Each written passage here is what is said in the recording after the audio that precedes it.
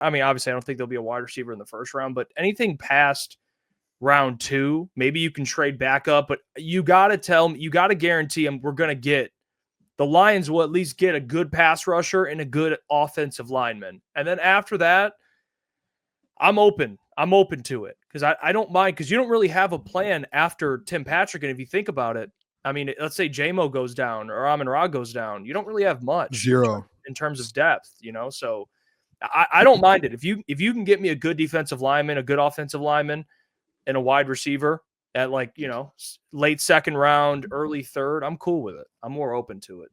I really am. If they want to trade back up or you just take one, in the fourth round or something like that. I don't have a third round pick, I don't think, but fourth round, something like that, I don't mind it. All right, we had a segment for 8:45, and this is literally this is half of it. So I'm just going to ask you boys that question right there, Jeff, because shout out Russ. I was watching the heavies today, and Russ goes out there. Russ, we have him on the show all the time. Hopefully we can get him on here soon, and he can actually touch, and he can, give his point on this. He brought up an interesting point, boys. It kind of put me in Klotz.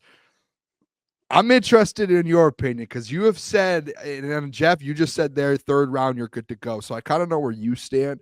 Yeah, anything past the first 2 picks. I don't know if they have a third round, but anyway, go on. But Klotz, with you, I know typically you said that you would kind of be mad in the first couple rounds if there is an offensive weapon like that drafted.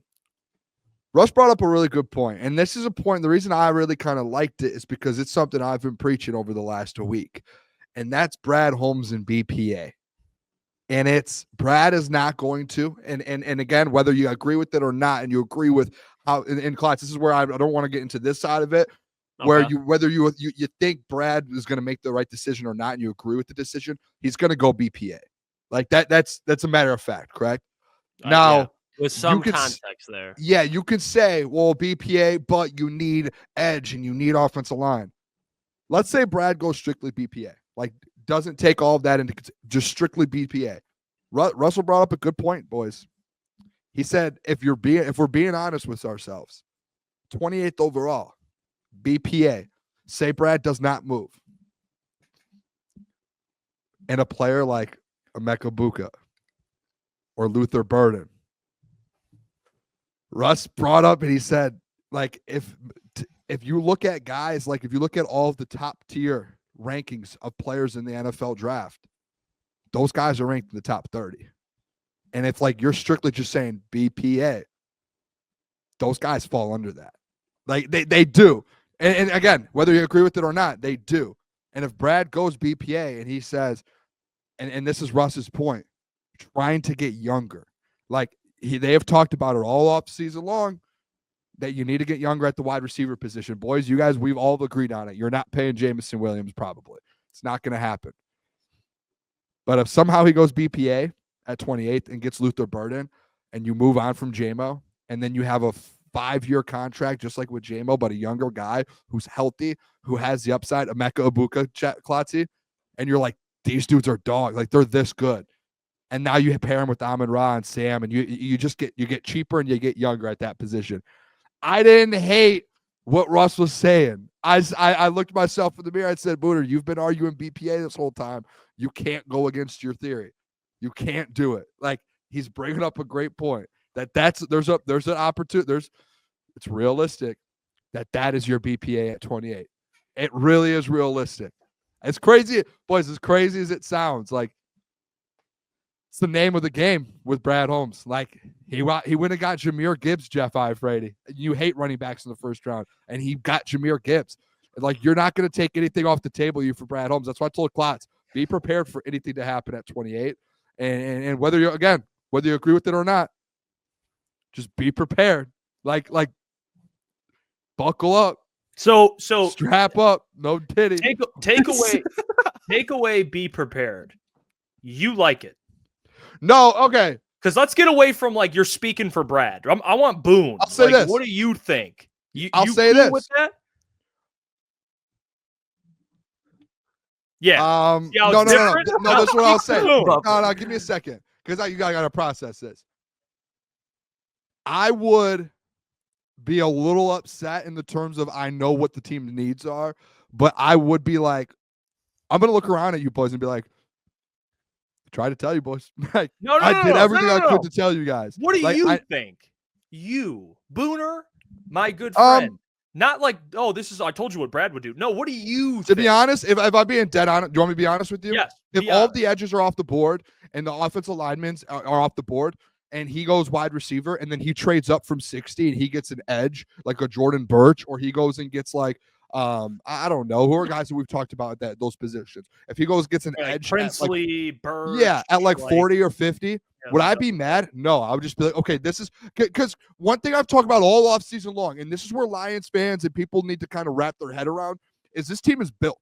Like, whether or not we think we need edges or we think we need offensive line, like, yes, Klotz, to all of our points, we need depth. That's a fact, right? Like, that is a fact. But one thing that we said that Brad Holmes needs to get back to doing that he did not do last year is just go be Brad Holmes and get your guys. Like, stop with this development. Stop with this, oh, I need to go get back-to-back corners just because I feel like we might need corners when all you do is preach BPA. And obviously last year you didn't do it. So it felt like last year in the draft, Brad went away from every philosophy that he talks about, which is BPA and not developing and getting guys that could play day one. And he didn't do that last year from pick one. So if he did that, at least in my mind, I'm like, okay, Brad got his guy. Like, he went and got his Jahmyr Gibbs. And Klotz, me and you sat there when Jahmyr Gibbs got picked. Every person at Fifth Ave was mad about Jahmyr Gibbs. And what did me and you do? We looked at each other and we said, I really don't care. Because Brad, one, he got his guy. And two, what did you just say there? It was a sexy pick, Boone. And that's all at 28. If somehow Emeka Ibuka falls to you, it's a sexy pick. That's what it is. And you move on from Jameson Williams, and you don't have to pay $30 million. But I didn't think Russ was that crazy for thinking it. Like, I would not be shocked if Brad Holmes did that. Think about what this team is. It's offense. And you just keep adding weapons to it on rookie deals. I wouldn't be shocked. So, all right, but I'm going to compartmentalize this into two things. Okay. Part one, I 100% see what you are saying as far as Brad Holmes could do whatever anybody. Okay, so I see what you are saying. Yeah, I could see a situation where we are like, holy fuck, Brad Holmes just took a wide receiver at 28. Now, my reaction to that would be fuming. If Matthew Golden, who you boys know I love, was sitting there at 28, I would rather have Shamar Stewart at 28. Because let's look at where you let's use Emeka Ibuka and Luther Burden, for example, because these are the guys that we're talking about.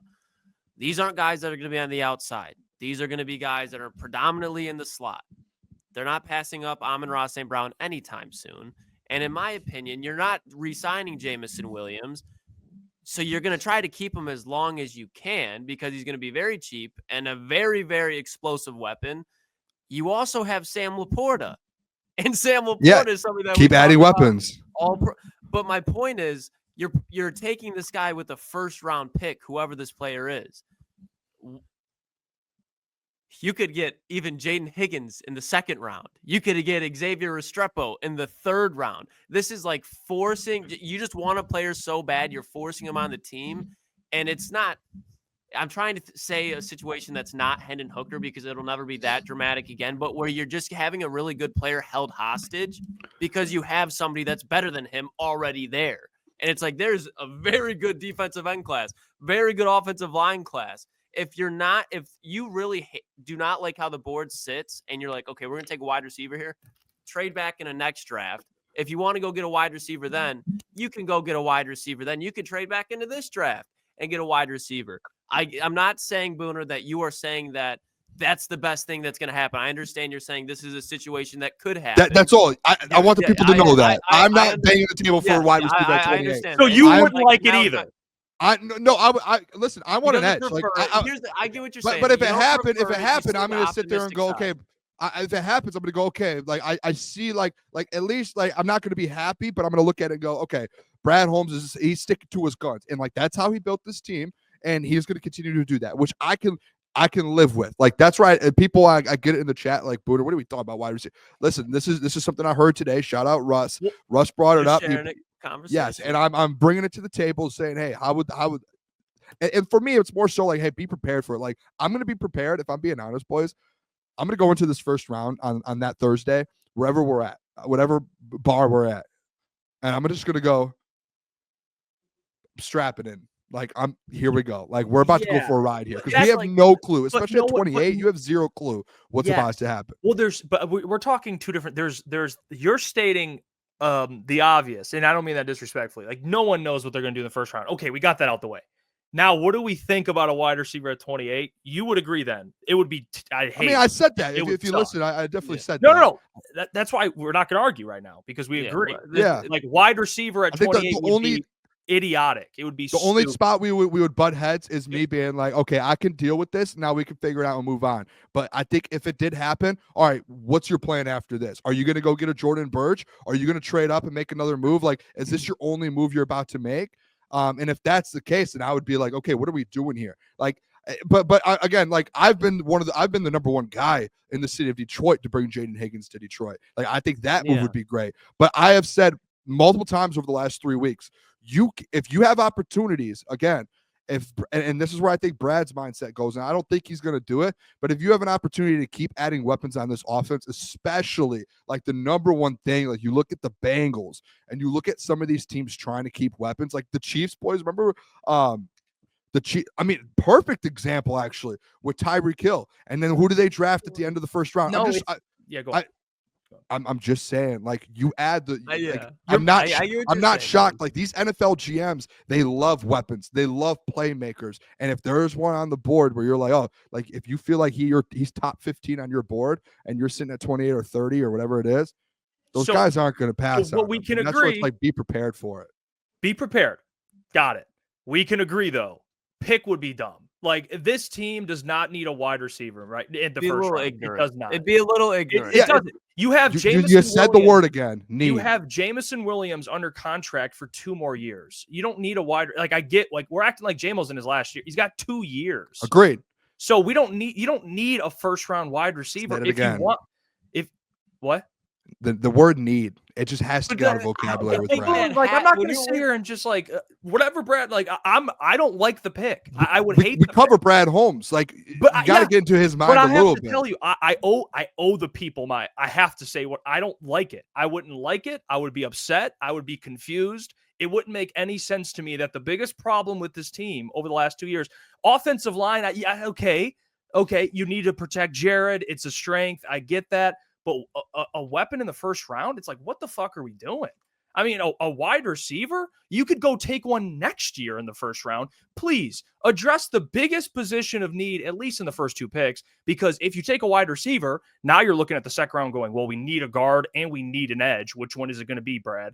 Like, I'd rather just focus. And I know you say BPA, but there's still BPA on defensive ends and guards. I agree with that. That's why I agree. We're not even like, oh, well, you're going to have to reach for a guard or a defensive end. No, you're not. There's going to be really good players there. But again, if those guys don't fall. I love Russ. I hate that idea. I would be, and I think most Lions would be upset with that. Even though, again, it's okay. We get it, Brad. But I would hate it. I would hate it. And on air, at whatever bar we're at, I would throw a fit. I would be upset. And then we can do the whole shebang about Brad and it's unpredictable. Like, but before that, I would be like, what are we doing? I would be so confused with that. It's like so confused. It's like Brad, he's in like a hunting stand, whatever you want to call it. And he's like looking through the binoculars.